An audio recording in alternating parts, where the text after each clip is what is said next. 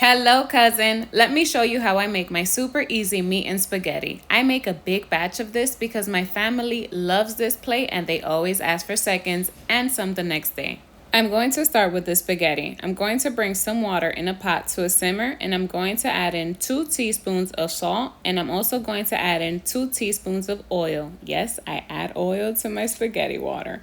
And I'm going to add in 1 pound of spaghetti, bring this to a boil. When it's done, I'm going to drain it, set it aside, and reserve some pasta water just in case I need it later. For my meat sauce, I make a lazy ground beef. 2 tablespoons of cooking oil to the pan. I add in half yellow red onion, half red bell pepper, and some 5 or 6 olives that I chopped up. I move it around until it becomes soft. And then I add in 2 tablespoons of garlic paste, 1 tablespoon of sofrito, and I mix this around really well to marry all of these flavors together. I crush 1 chicken bouillon cube and then I add in 2 pounds of ground beef. Yes, I wash and clean my ground beef before cooking. It's a habit that I can't break. And I mix everything together in the pot until the meat starts developing some color. Then I'm going to add in 1 tablespoon of soy sauce, followed by 1 tablespoon of adobo and 2 tablespoons of tomato paste. I mix this really well together. This was going on a medium-high flame the entire time and it takes 20 minutes from start to finish. I use this ground beef recipe for just about everything and I always make a big batch and freeze some. To make the spaghetti and meat sauce, I'm going to add in 1 tablespoon of butter that I cut into 3, along with half a cup of milk.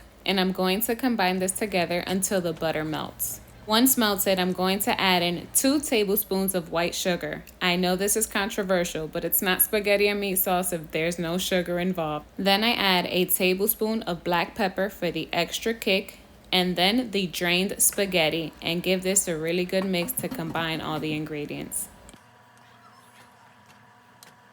Once the spaghetti and meat sauce are combined, top it off with some extra cheese. I'm using shaved Parmesan cheese, but if you have mozzarella, give that a go. And there you have it, cousin, my super easy spaghetti and meat sauce. This is always a hit. Give it a try. And then come back and tell me what your kids thought about it. I promise they're gonna love it. Thank you for watching.